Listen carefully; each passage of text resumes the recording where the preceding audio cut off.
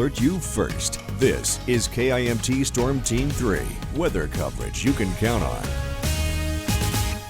Well, welcome back, everyone. So we are starting off with a live look over Highway 52 in Rochester, and I can assure you it is going to look very different come this time tomorrow. But we've got the gray clouds here. They are ready to go. They've got the moisture, and we are ready to see some snowfall. A lot more white on this graphic here as we come into tomorrow on the camera.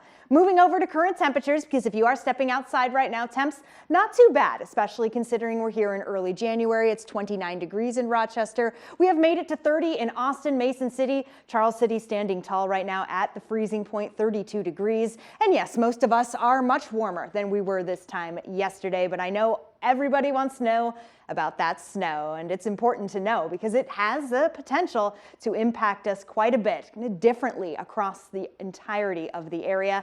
So let's get to it. Starting off with satellite and radar, I did zoom things out just to show that this is quite the large system, and it is already impacting a good portion of the center of the country, especially when it comes to a little bit of that mixture of rain and snow, not to mention some pretty strong storms, a lot of rainfall. Now closer to us where we are colder, we're going to be seeing a little more of the blue here, a little more of the snow. And already a few of our friends to the west and the north have seen some light snowfall. It's moving fairly quickly, and I'd say that this is just the tip of the iceberg when it comes to the snow that we'll be seeing. A little closer to home, and yes, mostly cloudy skies, not much going on for now. Take advantage of it while we can. Moving on to Sky Tracker 3, this will give us a good idea of when we can start to see some of this snow move in from the south and eventually begin to impact our area. This is around 7 p.m. tonight, and you can see just there beginning to make its way in with some of the heavier of the snow starting in North Iowa, and over the course of the next several hours here coming into around 11 p.m.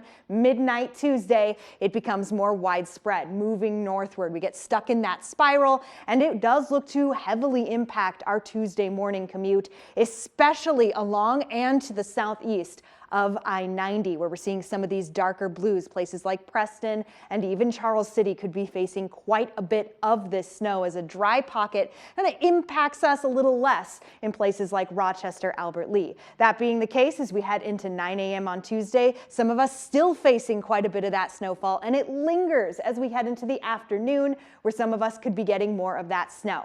Another way of looking at it, I know there's a lot going on here, but I'll point out a few important places as we get into 6 a.m. Tuesday. Austin, Mason City, Charles City showing off that dark blue color indicating the heavy snow. And of course, these squiggles here showing blowing snow potential. So this is what we're heading into, a blowing snow issue as well as heavy snow. And that's why we're seeing the area split like it is here. Those of us in the purple, a winter weather advisory, moderate snow 2 to 6 inches plus those winds. Those of us in the pink looking at a lot more of the snowfall, a little heavier, blowing snow also still a problem, as well as that significant impact when it comes to travel. Ultimately, here are our numbers so far, and yes, these are still getting fine-tuned. Places like Rochester, 2 to 4 to 5 inches, Mason City, 3 to 6 right now. Places like Decorah inching closer to 10 inches of snow, and just another quick look at some of those impacts. Heavy snow, we're still looking at a moderate to high chance for that. Whew, a lot going on, but we're still not done. The chances for snow even bring us into later this week. And here on the 7-day forecast for the weekend is always in view. You can see it's not just snow we're watching. Look at those temperatures tumble as we get into the late weekend. All we needed was the new year to just wake winter up, seemingly, right? Here we go. Yeah, this is what we're used to. This is what we should have been getting the last month. That's right. All right, Sarah, thank you very much for breaking it all down.